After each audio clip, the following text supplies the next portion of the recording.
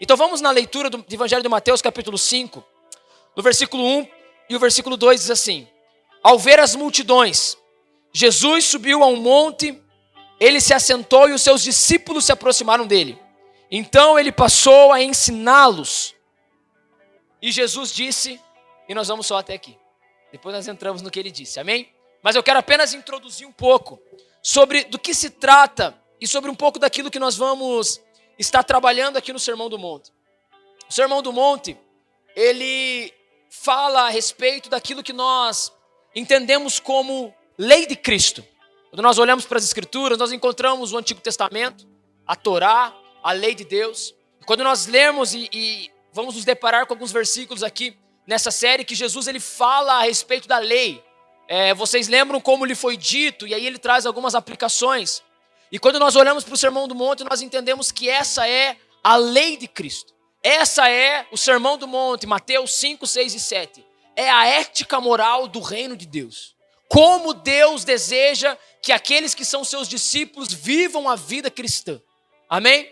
Nós temos muitas dúvidas, por vezes, em o que Deus espera de nós, o que nós devemos fazer.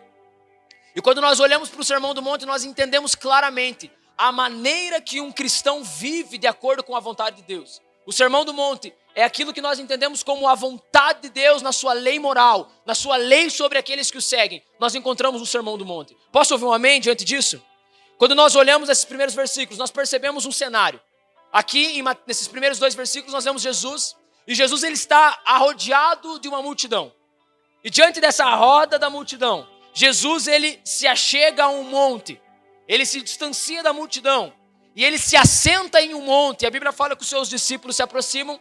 E sentado sobre um monte, ele começa a ensinar. Quando nós olhamos esse comportamento, nós vemos claramente que o objetivo de Jesus aqui era de fato trazer um ensinamento moral como um mestre da lei. Esse ato de Jesus se afastar e sentar e começar a ensinar era um comportamento dos rabinos da época. Um rabino, quando ia ensinar a lei, ele tinha exatamente esse comportamento. Ele se assentava e assentado ele ensinava. E quando Jesus faz isso, ele mostra, galera, eu como Cristo, eu como Senhor, eu vou começar a ensinar agora a minha lei. Vocês têm a Torá, e Jesus ele não se desfaz da Torá, ele não é contra a Torá, ele aplica a Torá, mas ele traz dentro do Sermão do Monte a essência da lei da Torá. Não apenas o mandamento pelo mandamento, mas ele traz qual é o sentimento que deve haver no coração de um cristão quando ele se depara com a lei de Deus. E por isso que essa é a lei a qual nós devemos botar os nossos olhos e seguirmos com todas as nossas forças. Eu posso ouvir um amém? Porque quando Jesus se assenta e ensina, ele diz, galera, estou prestes a começar a ensinar aquilo que é a coisa mais importante para o coração de vocês. Aquilo que vocês mais devem aplicar à sua vida e como um cristão verdadeiro deve viver a vida. Eu posso ouvir um amém até aqui? Estamos juntos? Quando nós olhamos para o Sermão do Monte, nós vamos encontrar aqui, diante desse ensino de Jesus como mestre, nós vamos encontrar aqui a contracultura do reino dos céus. E por isso, para mim, o Sermão do Monte é muito fascinante. Quando nós olharmos para essas porções bíblicas, e eu estou apenas introduzindo aqui, nós vamos ver Jesus ensinando a respeito do reino, a respeito de como se pensa no reino, a respeito de como se vive no reino. E todos esses ensinamentos nós olhamos e nós encontramos a contracultura do reino a respeito desse mundo. Quando nós olhamos para o Sermão do Monte, nós vemos que tudo que Jesus ensina é completamente o contrário daquilo que esse mundo ensina e daquilo que esse mundo espera de nós. E isso é fascinante. Por exemplo, nós vamos ler, nós vamos olhar vários versículos, mas Jesus ele se afasta da multidão, ele se assenta, ele começa a ensinar, e nesse primeiro ensino dele ele solta uma frase. Ele começa o Sermão do Monte dizendo, bem-aventurados são os pobres. Jesus começa uma lei moral, dizendo, nós vamos falar um pouco sobre o que é bem-aventurado, mas ele está dizendo mais ou menos assim, feliz é aquele que é pobre. Posso ouvir um glória a Deus? Na nossa cultura, feliz é aquele que é rico. Rico de quê, Davi? Rico de qualquer coisa. Rico de tudo. Em nenhuma realidade dessa vida, alguém parece ser feliz sendo pobre. Em nenhuma. Em nenhum aspecto. Não estou falando só de dinheiro. Dinheiro, saúde, bem-estar, família, qualquer aspecto da vida, não há nenhuma beleza em ser pobre. Sim ou não? Ah não, eu quero ter dinheiro, mas eu quero ser pobre de saúde. Eu quero ser pobre de amigos. Eu quero ser pobre de relacionamento. Faz sentido? Não existe nenhum aspecto da pobreza que seja positivo nessa cultura. Mas Jesus inicia falando, feliz é aquele que é pobre. Por isso que nós vamos se divertir muito aqui no Sermão do Monte. Eu queria já sair com todos os versículos, mas eu vou com calma porque eu quero construir um pensamento aqui, um entendimento das Escrituras. Mas Jesus, ele mostra uma contracultura. Jesus mostra um pensamento a qual alguns autores, como Elton Led, ele vai dizer a respeito do reino de ponta cabeça. Ele mostra que o reino dos céus, a qual ele vai começar a ensinar em Mateus 5, 6 e 7, ele é o reino dos céus que para esse mundo, ele está de ponta cabeça. Ele não faz sentido. Ele não tem cabimento. Ele é algo que vai contra tudo que você aprende nessa era. Contra tudo que você aprende nesse mundo. Porque, irmão, o teu coração não pode estar apoiado nas filosofias e pensamentos e ideologias desse mundo. Você ouviu amém? Esse mundo não pode reger a sua vida e como você pensa. E esse mundo vai dizer para você, feliz é aquele que é rico. E Jesus vai dizer, feliz é aquele que é pobre. Mas é pobre de espírito. Mas calma aí, que tem muita coisa. Até porque o Evangelho de Lucas não fala pobre de espírito, ele fala pobre. Mas deixa isso aqui para a semana que vem. Amém ou não? Mas, ainda que haja muitos contextos aqui, o Sermão do Monte ele é uma contracultura. E por ser uma contracultura, existe um detalhe que é onde eu quero colocar o nosso entendimento nessa noite. O Sermão do Mundo... Estou mamado. O Sermão do Monte, por ser uma contracultura e a ética do reino, ele só faz sentido para um público específico. Ele só faz sentido para os discípulos. Amém? Nós olhamos o Sermão do Monte e eu sou muito apaixonado pelo The Chosen, vocês sabem disso, mas o The Chosen errou muito no Sermão do Monte lá no seriado. Não acertaram, perderam a mão. Por quê? Porque quando Jesus vai ensinar o Sermão do Monte, a Bíblia fala que ele está rodeado do quê? De uma multidão, só que ele se afasta da multidão. E quem se aproxima dele? Os discípulos. E a quem ele começa a ensinar? Os discípulos. Jesus no Sermão do Monte não está ensinando a multidão. Porque a multidão, para a multidão, o Sermão do Monte não faz sentido. Para a multidão não há como entender as palavras de Jesus. Por isso que o foco da mensagem do Sermão do Monte é os discípulos. Ele começa a ensinar aos discípulos. Logo, o que nós vamos tratar aqui nessas próximas semanas vai ser a respeito da vida e do que há dentro do coração de um discípulo de Jesus. Como um discípulo deve viver. Então o foco da mensagem de Jesus não é a multidão. O foco da mensagem de Jesus são os seus discípulos. E ele começa a falar tudo olhando direto. Por isso que o Sermão do Monte não foi uma pregação de Jesus para uma multidão. O Sermão do Monte foi uma roda de discipulado. Tanto que em alguns outros, como por exemplo em Lucas, nós vamos encontrar quase um diálogo em alguns momentos do Sermão do Monte. Porque foi uma roda de Jesus mostrando, só que a multidão estava ouvindo. A multidão não estava totalmente alheia, ela estava ouvindo o Sermão do Monte. Mas quando Jesus ele prega, ele tem o seu olhar nos seus discípulos. Ele está trazendo o modo de viver de um discípulo. Por isso que nessa primeira pregação, eu quero falar a respeito dos discípulos. Porque não há como você absorver nada daquilo que nós vamos ler em Mateus 5, 6 e 7, se você não for um discípulo de Jesus.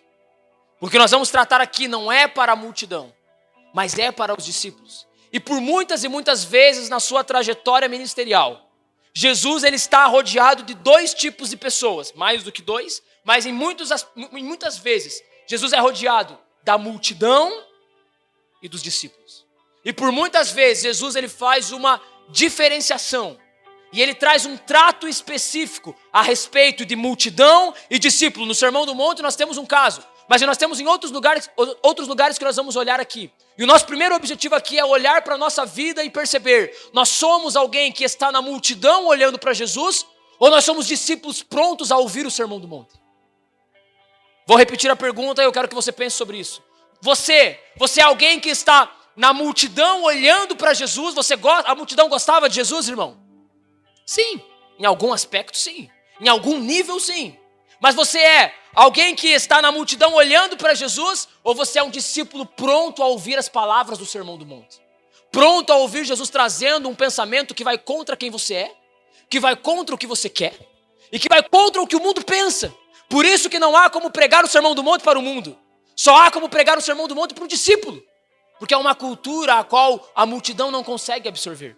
E Jesus, ele começa ensinando com seus discípulos. Diante desse cenário, multidão e discípulos. E o que eu queria olhar nessa noite, antes de nós entrarmos de fato no Sermão do Monte, é pararmos para analisar o que nós somos em Deus. Nós somos multidão ou nós somos discípulos? Nessa roda, nesse cenário do Sermão do Monte, você estaria se aproximando de Jesus como fez os discípulos, ou você continuaria na multidão esperando talvez um outro acontecimento? E por isso que nessa noite nós vamos falar um pouco sobre discípulos versus multidão, para ver aonde o nosso coração está e o quanto o nosso coração é apto para ouvir o Sermão do Monte. Então eu queria que você abrisse a sua Bíblia agora, saindo do Sermão do Monte, em Lucas capítulo 14.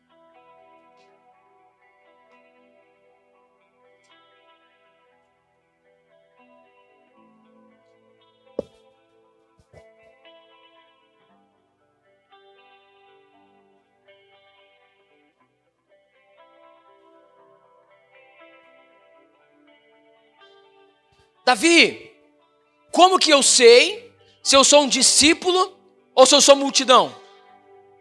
É aqui que nós vamos começar a entender isso. Para antes de olhar para o Sermão do Monte, repito, olharmos para o nosso coração e vermos, eu sou um discípulo ou eu sou multidão? Porque há uma grande diferença entre a multidão e os discípulos, e há uma diferença de consequências, de vida, de responsabilidades e de recompensas entre multidão e discípulo. Como saber se eu sou multidão ou se eu sou discípulo?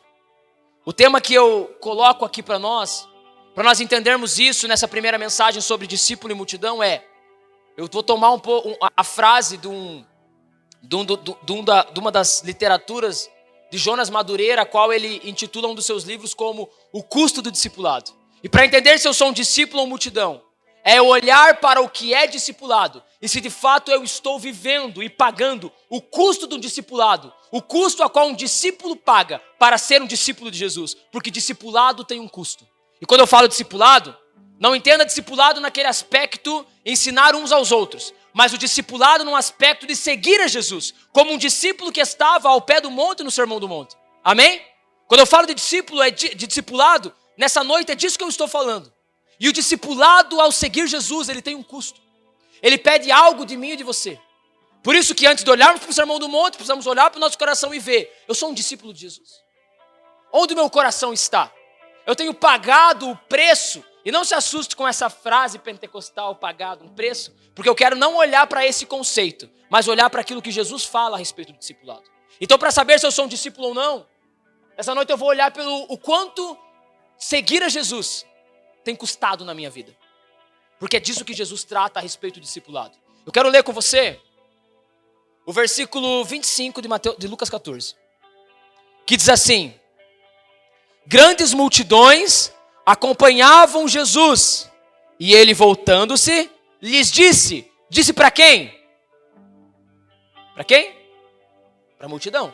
Então, mais uma vez, nós temos Jesus rodeado de uma grande multidão. Mas o objetivo de Jesus não é que você seja multidão, mas é fazer de você um discípulo. Só que antes de Jesus fazer de você um discípulo e ensinar você o Sermão do Monte, ele precisa te fazer entender o que é ser um discípulo de Jesus. E por isso que quando ele olha a multidão, ele não deixa a multidão achar que é discípulo e permanecer na multidão, mas ele também não deixa o que é ser um discípulo de maneira obscura. Ele não deixa assim subentendido. Claro, sobre o que é ser um discípulo dele. Amém ou não? Estamos juntos até aqui? Estamos juntos? Então olha o que Jesus começa a falar. Versículo 26. Se alguém vem a mim e não me ama mais do que ama o seu pai, a sua mãe, a sua mulher, os seus filhos, os seus irmãos, as suas irmãs e até a sua própria vida, não pode ser meu discípulo. Diga assim, uau. Diga, não é pecado. O Arthur só que de esquema, não é? Diga assim, meu jurel. Diga como diz a irmã Duda. Cadê a irmã Duda? A irmã Duda está lá. A irmã Duda diz assim, Nossa Senhora. Eu dou muita risada com essa galera. Aquele que ama mais pai, mãe, mulher, filhos, irmãos, irmãs e até a própria vida, mais do que a mim, não pode ser meu discípulo. Vamos continuar a leitura e depois eu vou falando. Versículo 28. Pois qual de vocês, pretendendo construir uma torre... Opa, perdi, 27, perdão. E quem não tomar a sua cruz e vier após mim, não pode ser meu discípulo. Jesus já trouxe aqui 2 preços do discipulado. Perceba que por 2 vezes ele diz, não pode ser meu discípulo. E anteriormente ele explicou, quem não pode ser o seu discípulo? E ele já trouxe isso por 2 vezes aqui, ele já trouxe 2 preços. Amém? E aí ele continua no 28. Pois qual de vocês, pretendendo construir uma torre, não se assenta primeiro para calcular a despesa e verificar se tem meios para concluir? Para não acontecer que, tendo lançado os alicerces e não podendo terminar a construção, todos os que a virem zombem dele, dizendo, esse homem começou a construir e não pôde acabar. Ou qual é o rei que, indo para combater com outro rei, não se assenta primeiro para calcular se com 10.000 homens poderá enfrentar o que vem contra ele com 20.000? Caso contrário, estando o outro ainda longe, envia-lhes uma embaixada pedindo condições de paz. Versículo 33. Assim, pois, qualquer um de vocês que não renuncia a tudo o que tem. Mais um preço Jesus traz no versículo 33. Assim, pois, qualquer um de vocês que não renuncia a tudo o que tem, não pode ser meu discípulo. Versículo 34. O sal é certamente bom, mas se o sal se tornar insípido, como lhe restaurará o sabor? Não presta mais nem para a terra, nem para o monte de estrume. Lança-no fora. Quem tem ouvidos para ouvir, ouça. Então Jesus, diante de uma multidão, como tinha também no Sermão do Monte. No Sermão do Monte ele aplica a mensagem exclusivamente aos discípulos. Mas aqui Jesus ele tenta fazer de alguns que estão na multidão se tornarem discípulos. Mas Jesus ele não mente para eles. E porque Jesus ele é diferente de nós. Posso ouvir amém? Glória a Deus por isso, né? Sim ou não? Jesus é diferente da igreja evangélica brasileira. Porque a igreja evangélica brasileira, ela faz de tudo para a pessoa vir para a igreja. E Jesus não faz isso. Ih, meu Deus. É confuso, né? É porque nós não lemos as escrituras. Jesus, ele nunca ficou assim subentendido sobre o que seria ser um seguidor dele. E quando ele vê a multidão, ele fala, peraí, deixa eu explicar para vocês o que é me seguir. Para que vocês não entrem em um lugar que vocês não sabem do que se trata. Porque para Jesus não é suficiente vir num culto. Para Jesus não, porque sabe por quê, irmão? Porque o culto é multidão. E multidão é insignificante. Tem pessoas que frequentam reuniões após reuniões, mas elas não passam de multidão. E multidão é insignificante para Jesus, porque multidão não é real. Multidão não tem nome. Multidão não tem compromisso. Multidão não tem como ser cobrada. Você não pode cobrar uma multidão. Você não pode olhar nos olhos de uma multidão. Você não pode chamar a multidão pelo nome, porque ela não tem nome. Multidão nada mais é do que estética. E não é real. Multidão nada significa. O problema é que o nosso evangelho de 2024 se preocupa mais com multidão do que com discípulos. Desde que esteja cheio, está tudo bem. O que importa é estar cheio, mas estar cheio não é real. E Jesus faz questão de deixar isso claro. Ei, peraí, vou explicar para vocês o que é ser um discípulo. Ser multidão não é suficiente, porque multidão não tem compromisso, irmão. Deixa eu ler algumas coisas que eu anotei aqui. Multidão é superficial. Multidão vai embora e não se compromete com a causa.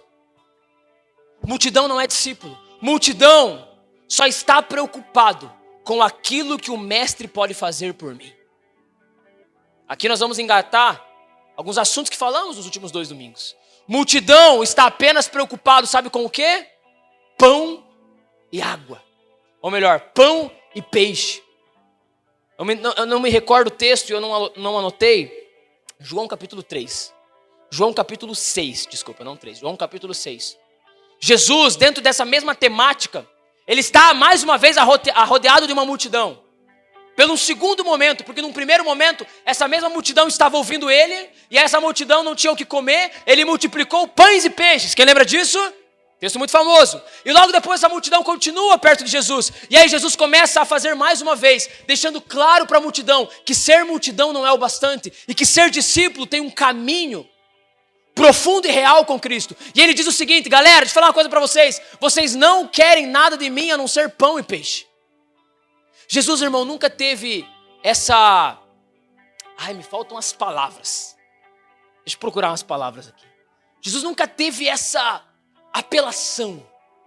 E até hoje ele não tem. Jesus não é um coitado, irmão. Você precisa ficar implorando pro cara aceitar ele. Não, irmão, vai, aceita. Irmão, Jesus é bom. Eu juro pra você que Jesus é bom. Jesus é bom, Abraão. Vai, não quer mesmo? Ora, não, vamos lá. Não, você tá com uma carinha aí, vamos lá. Vamos, cara. Ah, não vai. Pô, cara. Aí, nós como cristãos começamos a ouvir, quem já ouviu coisa do tipo, qualquer hora eu vou lá na igreja, pá. Dá uma força pra vocês. Que força, cara? Nossa força é o Senhor. Não é um sem vergonha que não tem compromisso com nada. É sério? Posso ouvir um amém? Por quê? Porque nós aprendemos a apelar a respeito de Jesus. Jesus não é o coitado e nunca foi. E por isso que ele sempre deixou claro, a multidão estava lá e ele podia começar a falar, pessoal, não vão embora, voltem domingo que vem. Ei, pessoal, domingo que vem vai ser bênção. Domingo que vem Deus vai te dar a vitória. Vai ser poderoso. Ele vai mudar a sua vida. Vem aqui domingo que vem. Sabe o que Jesus fala? Jesus fala claramente assim, galera, vocês nem me querem, vão embora daqui, porque a única coisa que vocês querem é pão e peixe. E aí ele dá a condição, como ele deu aqui em Lucas 14, ele diz assim, aquele que não comer a minha carne e beber o meu sangue, esse não tem parte comigo. Vocês só querem um milagre. Vocês só querem uma bênção. E quem quer bênção é multidão, o discípulo não quer bênção. Sabe o que o discípulo quer, irmão? O discípulo quer conhecer o mestre. Por isso que quando o mestre sai da multidão, os discípulos vêm correndinho atrás. Ei, Jesus, qual que é, cara? O que você vai falar? Jesus, ele por vezes pregava por parábola, sim ou não? E um dos erros mais toscos que nós vimos na nossa vida cristã é aquela explicação, Jesus contava parábola para o pessoal entender. Quem já ouviu isso aí? Nada a ver, porque Jesus explica que não era isso. A gente fala assim, não, sabe por que Jesus falava parábola? Eu me lembro quando eu era criança, eu aprendi assim. É porque assim, ele falava lá sobre agricultura, daí o pessoal entendia. Não, irmão, Jesus mesmo diz na própria escritura, eu falo em parábolas para que eles não entendam. Posso ouvir um amém? Jesus fazia questão de que as pessoas não entendessem a sua mensagem. Sabe por quê?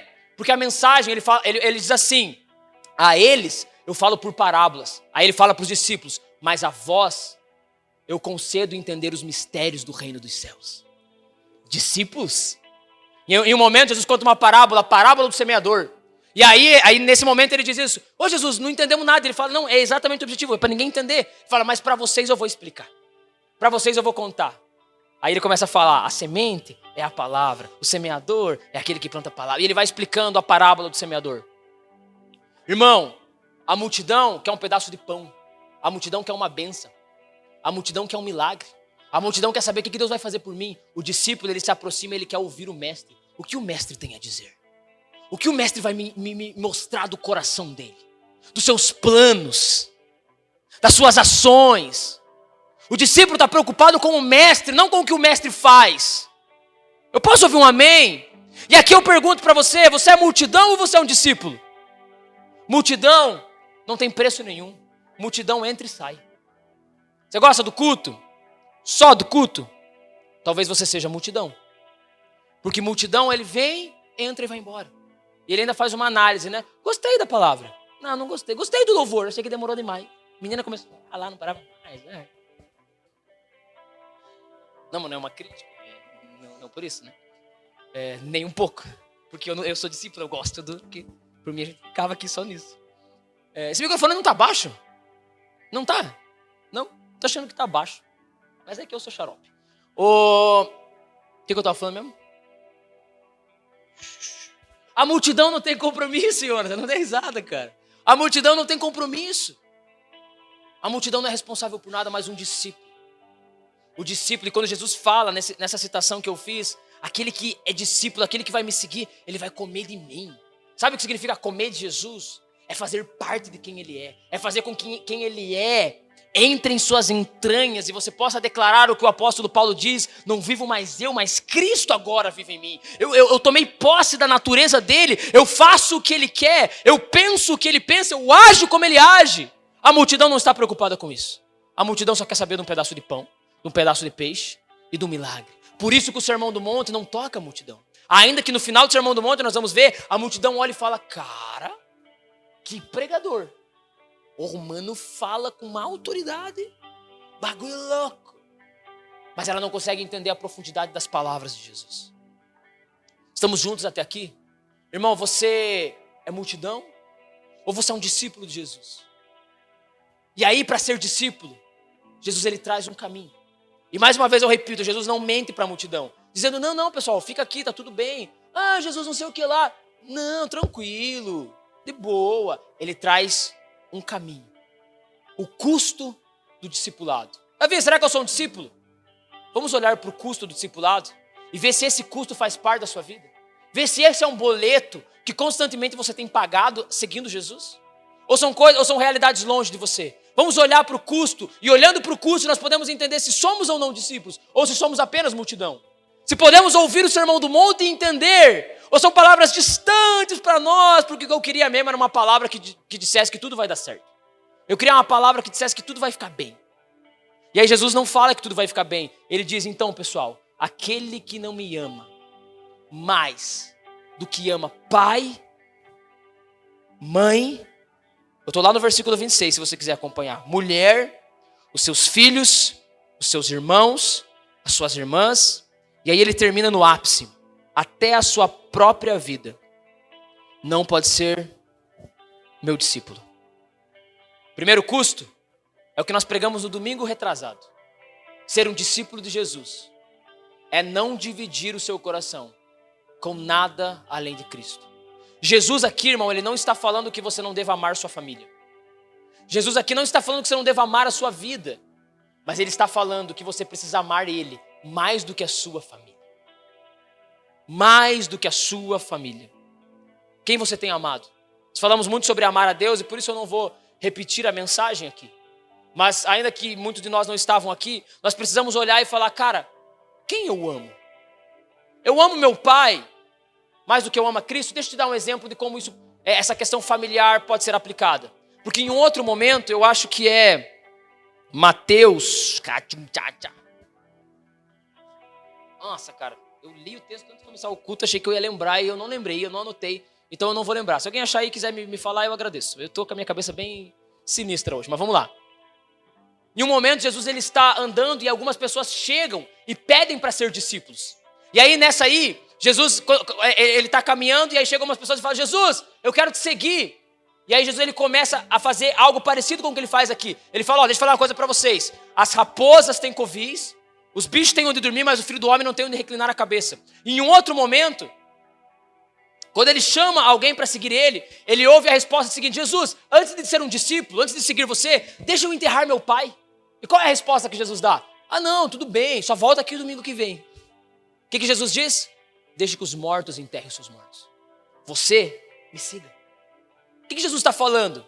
Sabe o que significa deixe que eu enterre meu pai? O pai do cara não tinha morrido. Jesus não foi insensível de o cara ia ficar 2, 3 horinhas no velório e vir seguir. Não era como é aqui. O que ele quis dizer é, Jesus, espera o meu pai morrer e depois que o meu pai morrer, eu te sigo. Sabe o que ele está falando? Jesus, espera um pouquinho.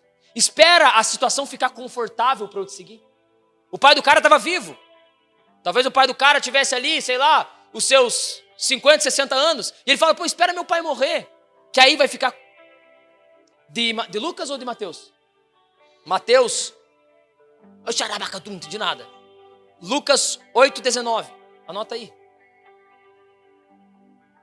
O pai do homem estava vivo. E ele fala, Jesus, eu só preciso que você espere. Mateus, diz ele. Não vou reclamar, né? Eu podia ter já preparado, né? Mas, glória a Deus. Irmão, o que ele pede é um time para Jesus. Jesus espera ficar confortável, irmão. O chamado ao discipulado não é esperar ficar confortável. Não é fazer coisas que lhe são confortáveis. É deixar tudo para trás e amar Jesus como ele deseja ser amado. Como o primeiro e único da sua vida. Posso ouvir um amém? Irmão, o que é primeiro na sua vida? Não responda, apenas pense. Só que seja sincero. Porque falar que Deus é o primeiro não é o suficiente. É você olhar para o teu coração e ver aonde você gasta a sua vida, aonde você gasta a sua energia, aonde você gasta o seu dinheiro. Isso é o primeiro da sua vida. E Jesus diz, aquele que quer ser meu discípulo precisa me amar mais do que ama todas as coisas. Mais do que ama a sua família. Eu posso ouvir um amém, irmão? Você tem amado Jesus? Se você não ama Jesus, você não pode ser um discípulo. Não sou eu que estou dizendo. É o mestre que está dizendo. Como está o seu amor a Deus? Em comparação a outros amores. O O que você coloca na frente? O que você coloca na frente? Eu vi um testemunho, mas ele é muito radical e eu não vou contar. Pensei agora, mas não vou contar. Porque senão tem gente que não aguenta. Não é tão pesado assim, mas eu não vou contar. Então por que falou, né? Porque eu sou assim, irmão. Eu sou desse jeito. Se acostume. Eu penso e quando eu vi eu já falei. E aí já era. Posso ouvir um amém?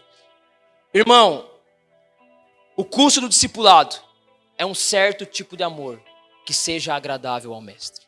Não um amor que seja confortável para você. Amar a Deus é caro. Porque amar a Deus significa você colocar coisas de lado na sua vida. E isso é a vida de um discípulo. Amar a Deus é deixar coisas de lado na sua vida para amar mais a Ele. Para amar mais a Ele. É cuidar da família, mas se preocupar mais com a vida devocional do que o cuidado com a família, por amor a Deus. Posso ouvir um amém? Eu sei, isso não é bom de se ouvir. Isso parece até errado. Deus é o criador da família e Ele manda você cuidar da sua família. Nós pregamos um domingo inteiro sobre isso. Deus manda você ser responsável com a sua família. Mas Ele diz que você deve amar Ele mais do que a sua família. Mais do que o seu próprio filho e o seu esposo e a sua esposa. Que são talvez os amores dentro de uma relação familiar mais fortes que existem. Sim ou não?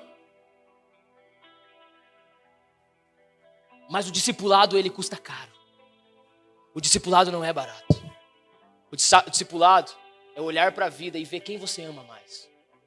Jesus ou o pai que você quer cuidar até o último dia e esperar morrer, porque daí você vai ficar confortável para seguir Jesus.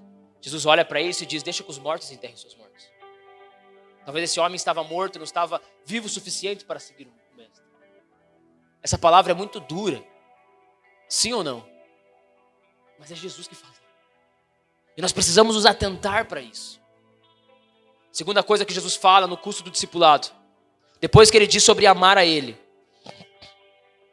Ele fala sobre, ou melhor, ele fala sobre amar pessoas, amar familiares. E aí ele diz que você não pode amar mais a sua vida do que a Cristo. Se você ama mais a sua vida do que a Cristo, você não pode ser um discípulo de Jesus. Um discípulo de Jesus ama mais Cristo do que a própria vida. O que isso implica, Davi? Isso implica sobre suas escolhas e decisões. Quando você tem algo a escolher e a decidir. Porque, irmão, você sabe, e eu estou usando aqui a nomenclatura custo do discipulado, roubada do meu amigo Jonas Madureira. E você sabe que a vida, ela é baseada em custo. Sim ou não? Tudo que você faz é um cálculo de custo. Tudo que você vive na vida é um cálculo. Por exemplo, você vai entrar em um serviço, um emprego novo, você faz um cálculo de custo. Vale a pena? Me é, em alguma maneira, lucrativo? Por exemplo, eu vou trabalhar lá numa empresa, eu vou gastar tanto de gasolina para ir, eu faço, não dá boa. Pelo que eu vou ganhar, não vale a pena. Tudo na vida é custo. Ao constituir família, o que nós fazemos? Calculamos custo. Quando nós planejamos ter um filho, tem pessoa que tem esse tempo, tem pessoa que se perde no caminho, não dá tempo, quando vê, já veio. Né, Adriana dá risada. Mas normalmente, brincadeira, piadinha. Não, glória a Deus, Deus faz o que Ele quer, né? Posso ouvir um amém? Né, Felipe? Deus faz o que quer. Deve ficar fazendo custo, às vezes Deus vem e aí não tem o que fazer. Mas nós fazemos custo, irmão. Nós fazemos cálculo, melhor dizendo, de custo. Será que eu estou pronto?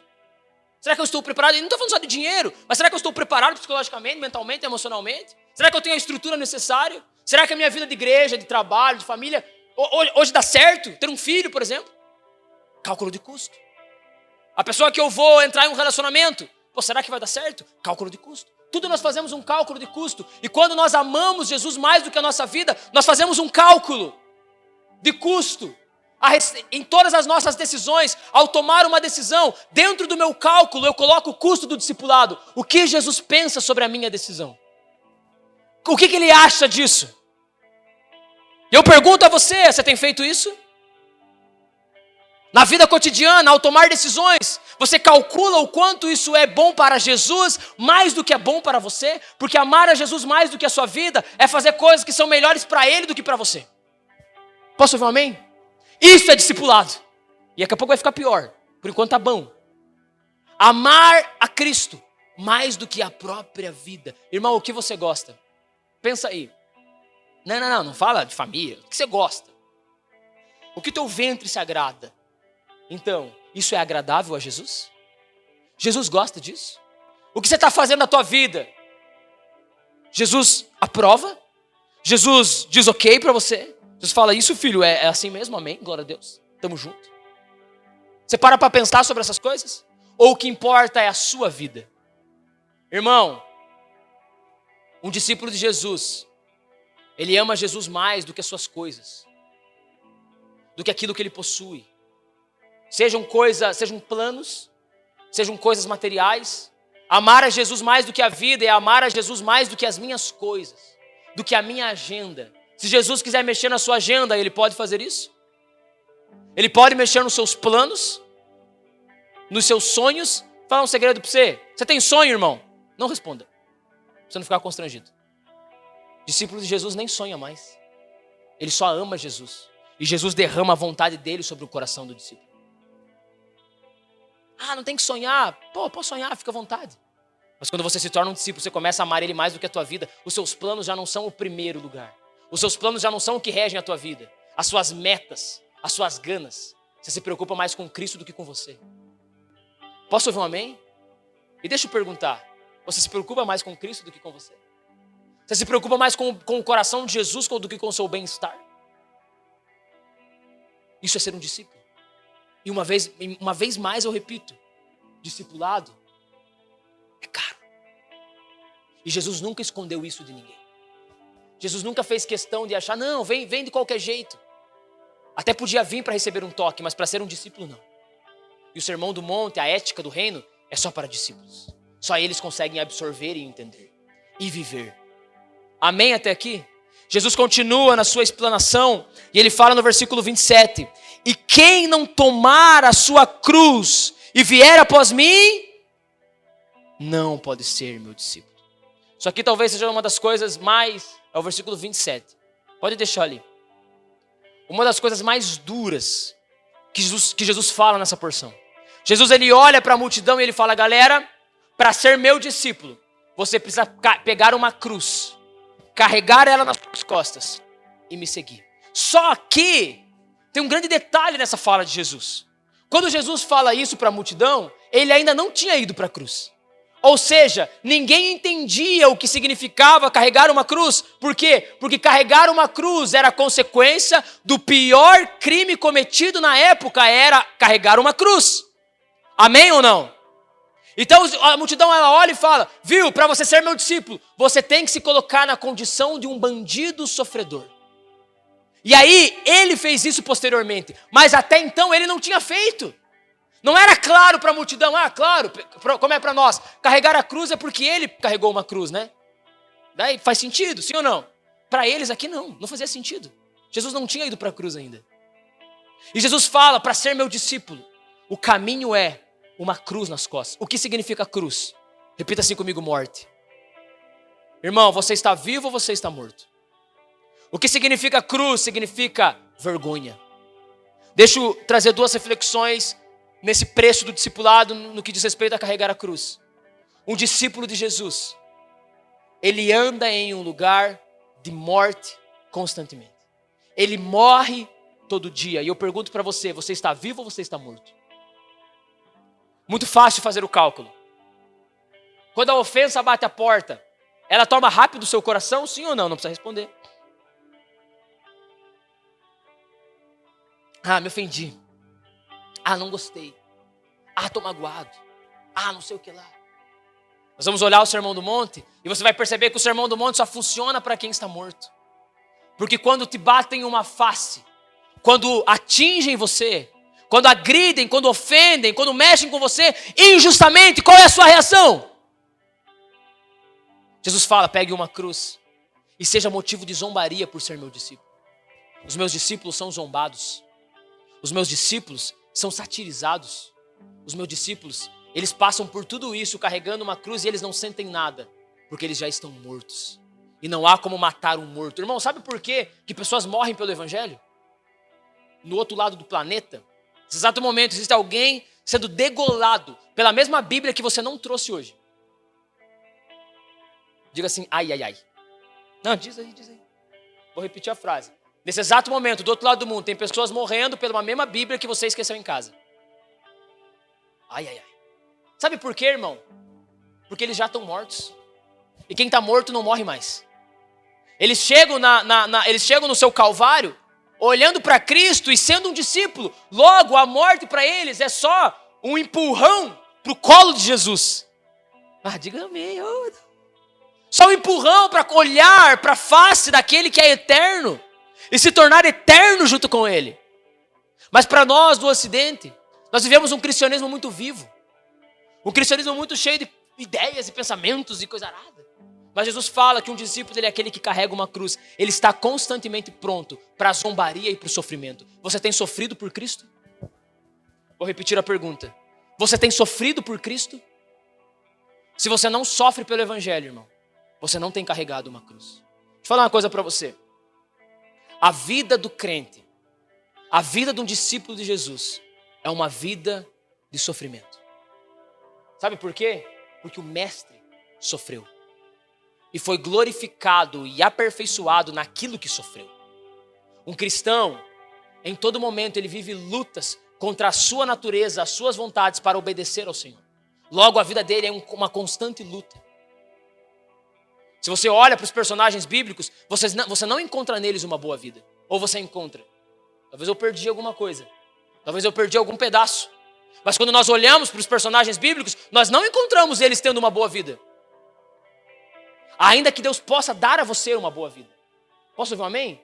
Ele pode dar, e se Ele quiser, Ele vai dar. Mas você tem que entender que ainda que você tenha tudo, a vida do cristão é uma constante luta com problemas. Eu aprendi algo um tempo atrás, eu falei em alguma escola e vou repetir aqui. Por exemplo, talvez você não tenha um problema no seu casamento. Talvez o seu casamento seja um casamento muito bem sucedido. Um cristão verdadeiro, ele vive por problemas, por causa da cruz de Cristo. Logo, ele tem que encontrar um casamento quebrado para trazer a bênção do seu casamento e ensinar um casamento quebrado como tem um casamento abençoado. Então ele não tem um problema no casamento, mas ele se joga num problema de casamento. Meu casamento tá bom, mas eu vou entrar num casamento ruim aqui. Vou pegar os dois irmãos aqui, casamento ruim, eu vou entrar. Logo, eu não tinha preocupações com casamento. Agora eu tô tendo. Por quê? Porque é assim que um crente vive. Um crente não corre e soa para encontrar sucesso nessa terra. E se você faz isso, você não é um discípulo de Jesus. E não se ofenda comigo, irmão, porque eu não estou espantando você. Eu estou replicando as palavras de Jesus, que não, ainda que espantaram pessoas, não era o objetivo espantar, mas era atrair. E nós vamos entender isso no final dessa mensagem. Fique tranquilo. Mas um discípulo é alguém que carrega uma cruz. Em todo momento ele está colocando a sua vida em risco pelo Evangelho. Em todo momento ele está colocando a sua... Irmão, você é zombado pelo Evangelho? Semana que vem, se você for, você vai sair daqui faceiro. Mas deixa para semana que vem. Bem-aventurados sois vós. Mas deixa para semana que vem. Nossa, como eu queria pregar isso agora. Mas deixa para semana que vem. Você tem sofrido pelo Evangelho, irmão? O Evangelho tem trazido marcas na sua vida. De sofrimento, de dor, de renúncia. Se não, não há uma cruz sobre você. Logo, você não tem sido um discípulo. Eu posso ouvir um amém? Está entendendo algo nessa noite? E Jesus continua. E aí eu leio com você o versículo 33.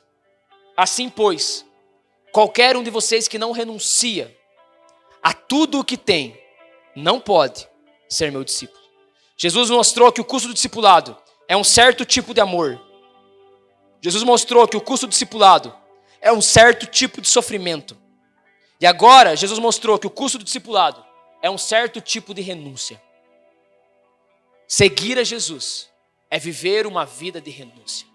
O que é renúncia, Davi? Eu quero, mas Cristo não quer. Logo eu não faço, por causa de Cristo. Eu quero, mas Cristo não quer. Logo eu não me envolvo, por causa de Cristo. Isso é renúncia. Deixa eu fazer uma pergunta para você, mais uma diante de tantas nessa noite. Como tem sido a sua vida em relação à renúncia? Você tem vivido uma vida de renúncia? Ou o Evangelho tem sido para você chuchu beleza? Tranquilaço, legalzinho. Você tem vivido uma vida de morte e renúncia? Você tem deixado coisas? Você tem se esforçado para deixar coisas por Jesus? Porque para seguir Jesus, irmão, você precisa deixar coisas. Você precisa deixar muitas bagagens. Mateus, versículo 7, 13. Coloca para mim rapidão lá, 7, 13 do Evangelho de Mateus. Não precisa abrir, para nós ganharmos tempo. Diz assim: entrem pela porta estreita, porque larga é a porta e espaçoso é o caminho que conduz para a perdição. e são muitos que entram por ela. Versículo 14. Estreita é a porta e apertado é o caminho que conduz para a vida, e são poucos que a encontram. Irmão, seguir a Jesus é andar por uma porta estreita, ou seja, é difícil. Amém ou não? Ou seja, não tem como carregar muita coisa junto. Uma porta estreita, para você passar por ela, você precisa deixar algumas coisas. Se tiver com muita mala, com muita coisa, não entra. Não passa. Logo, você precisa de renúncia.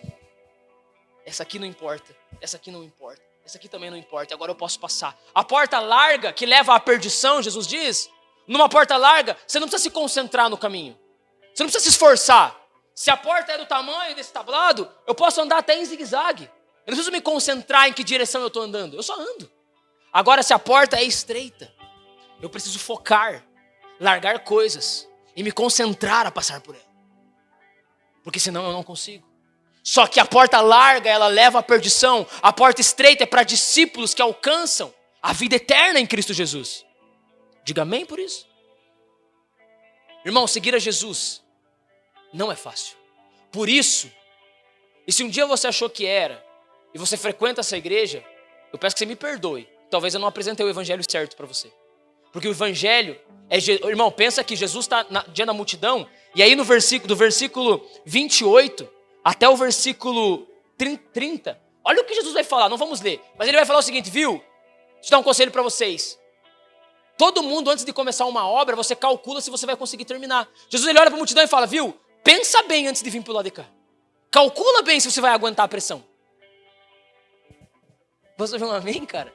Isso é assustador para o evangelho que nós aprendemos, né? Não, venha, fica aí. Jesus fala, viu? Pensa bem. Porque se depois se abandonar no meio, vai ser uma vergonha. Vão zombar de você. Pensa bem.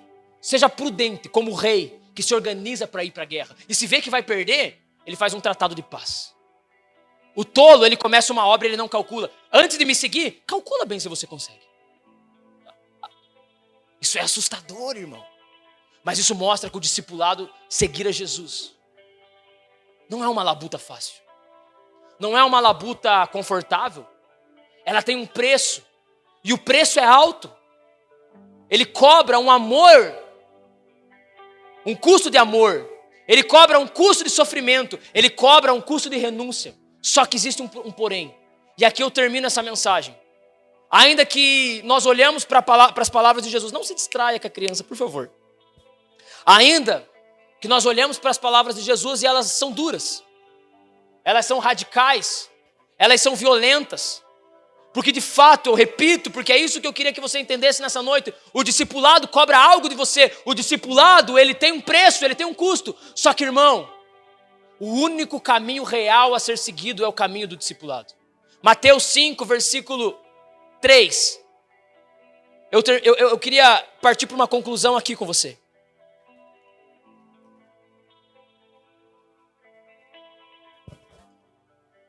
Mateus 5, 3. Jesus olha para os seus discípulos. Vamos lá. Quero fazer um desenho aqui porque eu queria muito que você entendesse esse final. Para nós podermos orar. Jesus, ele prega aos seus discípulos. E discipulado tem um custo. Discipulado é caro. Discipulado é difícil. Discipulado exige muitas coisas de mim. Só que ele não é um problema. Ainda que a mensagem aqui de Jesus é dura ao nosso coração, nós precisamos entender que não há vida senão sendo um discípulo de Jesus. E olha o que eu queria que você entendesse aqui para terminar. Jesus olha para os seus discípulos e no versículo 3 ele começa o Sermão do Monte dizendo: bem-aventurados são vocês. Porque ele está olhando para os discípulos e ele não está projetando um futuro. Ele está falando quem o discípulo é. Ele não está falando, viu, vocês serão bem-aventurados se vocês fizerem tal coisa. Ele olha para o discípulo, presta atenção nisso, e ele diz, bem-aventurado é você. Irmão, entenda algo aqui. Discipulado é caro. Discipulado pede tudo de nós. Só que um discípulo, ele é alguém que está diante do mestre. O mestre olha para ele e ele diz, bem-aventurado. Irmão, o que significa bem-aventurado? Mais do que feliz, ou plenamente satisfeito. O discipulado é caro. O discipulado, ele pede tudo de nós. Mas apenas um discípulo pode olhar para Cristo e ouvir Cristo olhar para ele e dizer: você é plenamente satisfeito, porque você é um discípulo. Existem dois tipos de pessoa, a multidão e os discípulos. Na multidão tem frustrações, ou melhor, na multidão tem problemas, na multidão tem desafios, na multidão tem dias ruins, dias difíceis, mas na multidão tem frustração, na multidão tem coração vazio, na multidão tem ansiedade e angústia. Do outro lado tem discípulos, e os discípulos têm problemas. O discipulado é difícil, o discípulo tem renúncia, só que o discípulo, ele pode ver o mestre olhar para ele e dizer para ele: você é plenamente satisfeito, você encontrou a satisfação plena em mim, ainda que o discipulado pediu tudo de você, porque quando o discipulado pede tudo de você, Cristo pode derramar tudo o que ele tem sobre você. Por isso que ele pede tudo de você, para arrancar tudo que você é, colocar tudo que ele é, olhar para você e dizer: bem-aventurado, você é mais do que satisfeito em mim. Ainda que seja pobre, ainda que seja perseguido, ainda que seja quebrantado. Jesus vai trazer um paradoxo maravilhoso aqui no versículo perdão, 4. Ele diz: feliz é o que chora. Porque apenas um discípulo de Jesus pode ouvir e de fato ser plenamente satisfeito. A multidão tem um coração vazio e ela acha que o pão resolve. A multidão, ela está vivendo sobre muitos fardos. Mas um discípulo de Jesus, ainda que no custo alto do discipulado, ele pode ver o mestre dizer para ele: em mim você é plenamente satisfeito. Por isso que o que Jesus quer não é deixar você na multidão. O que Jesus quer, ainda que o custo seja alto, ele quer falar para você: cara, vem ser um discípulo. Porque um discípulo é bem-aventurado. Um discípulo é plenamente satisfeito. Um discípulo, ele é completo em Cristo Jesus. Como ninguém mais na terra é.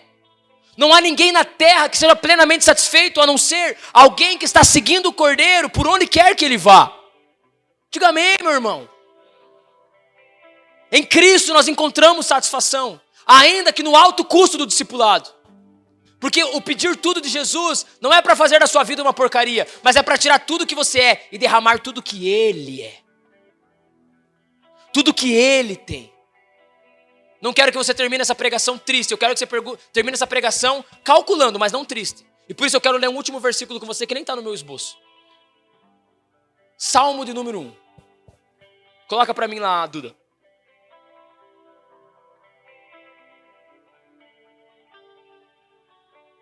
Salmo de número 1. Como que começa o salmo? Bem-aventurado é aquele que não anda no conselho dos ímpios, não se detém no caminho dos pecadores, nem se assenta na roda dos escarnecedores. Antes, pelo contrário, ou não? Isso, é mesmo? Pelo contrário, o seu prazer está na lei do Senhor. Isso é um discípulo. Um discípulo, ele renunciou. Volta ao versículo para mim, no versículo 1 ali. O discípulo, ele renunciou o conselho dos ímpios. Ele renunciou o caminho dos pecadores. Ele renunciou as rodas dos escarnecedores. E aí a Bíblia olha para ele e fala: você é bem-aventurado, porque o seu prazer está na lei do Senhor. Continua o versículo 2 para mim. O seu prazer está na lei do Senhor e na lei medita de dia e noite. Versículo 3. Ele é como árvore plantada junto a uma corrente de águas, que no devido tempo dá o seu fruto e cuja folhagem não murcha, e tudo o que ele faz será bem sucedido. Por que ele é bem sucedido no que faz? Porque Deus dá uma vida boa para ele por causa do discipulado? Não, porque ele é totalmente satisfeito em Cristo Jesus. Ele é como uma árvore plantada a um ribeiro que constantemente derrama água. Constantemente derrama água, constantemente sacia a raiz, constantemente gera fruto, porque constantemente está satisfeito.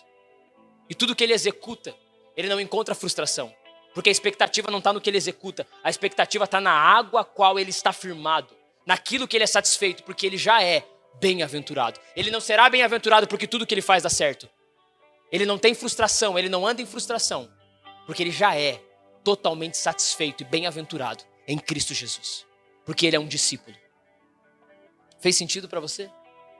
Você consegue entender isso? O que eu queria de nós nessa noite? Não de você, mas de nós. Essa primeira mensagem tem esse título: o custo do discipulado. Seguir Jesus não é fácil. Seguir Jesus não é barato. Seguir Jesus não pede para você um dízimo. A pior besteira, nossa, coisa chata, irmão. É crente que fica, 10%, mas não sei o que lá. E blá, blá, blá, blá, blá. Jesus não pede para você 10%. Jesus pede para você tudo. A pior baboseira que existe, porque, não, eu devolvo o dízimo porque 10% é de Deus. E o resto é de quem? Até onde eu sei é dele. Até onde eu sei, tudo é dele. Porque ele não pede 10% para mim. Eu não estou falando que você não tem que dizimar, ofertar e contribuir regularmente. Eu não estou falando isso. Mas eu estou falando que você tem que entender que Jesus não pede 10% para você, porque é fácil dar 10%. Jesus pede tudo de você. Tudo o que você é, tudo o que você tem, porque discipulado é caro. Mas a única pessoa do mundo que Jesus pode olhar e dizer bem-aventurado é um discípulo dele. A única pessoa que Jesus pode olhar e falar, você é pleno em mim, é um discípulo verdadeiro de Jesus. A multidão, ela come um pão e fica com fome de novo. A multidão, ela é curada. Isso que é o irônico da coisa. Imagina alguém da multidão curado. O que aconteceu anos depois na vida dele? O cara era cego e agora viu. O que acontece anos depois? Ele morre. Você percebe como estar na multidão não é o suficiente? Mas um discípulo de Jesus não. Ele é bem-aventurado. Ele é bem-aventurado. E Jesus nos chama ao discipulado verdadeiro. Ao discipulado do compromisso. Ele nos chama a sair da multidão. Felipe leu aqui na oferta um texto maravilhoso desse mesmo cenário, um cenário muito semelhante a esse, a qual Jesus encontra um aspirante ao discipulado. Fala, Jesus, eu quero te seguir. Ele fala, como que é a vida? Não, obedeça os mandamentos, legalzinho. Então agora, a última tacada. Porque eu preciso que você pague a conta para você me seguir. Pega os seus bens, venda tudo que você tem. Dê aos pobres. E aí cola com nós. Que o bagulho é louco. Mas ele não quis. Ele se apegou àquilo que ele era. Ele se apegou ao que ele tinha. Ele não quis o discipulado. Ele quis o dinheiro, aquilo que a traça e a ferrugem corroem, que os ladrões minam e roubam. Ele não quis um tesouro no céu. Ele não quis seguir o mestre, ele não quis ser bem-aventurado. O que ele quis? O que é passageiro. Porque a conta ficou cara para ele. E ainda que ela é cara, eu terminaria dizendo para você que ela só parece cara. Porque quando você encontra Cristo, a conta fica barata em comparação a quem Cristo é na sua vida. Uma vida, um dinheiro, sucesso, o que isso é diante da beleza, da glória daquele que nos chama? Diante da beleza, aquilo que Paulo ora e fala em Filipenses capítulo 3, eu tenho tudo como esterco, porque o que eu quero é conhecer a Cristo. Eu joguei tudo fora, porque eu vi Ele no caminho de Damasco, e eu me tornei alguém bem-aventurado, um discípulo verdadeiro. Se coloque em pé nessa noite, eu quero orar com você.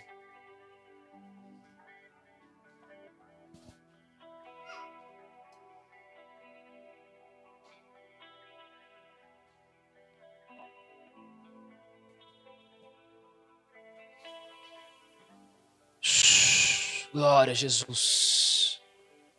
Jesus nos chama hoje, irmão, ao discipulado verdadeiro. Jesus nos chama hoje ao discipulado verdadeiro.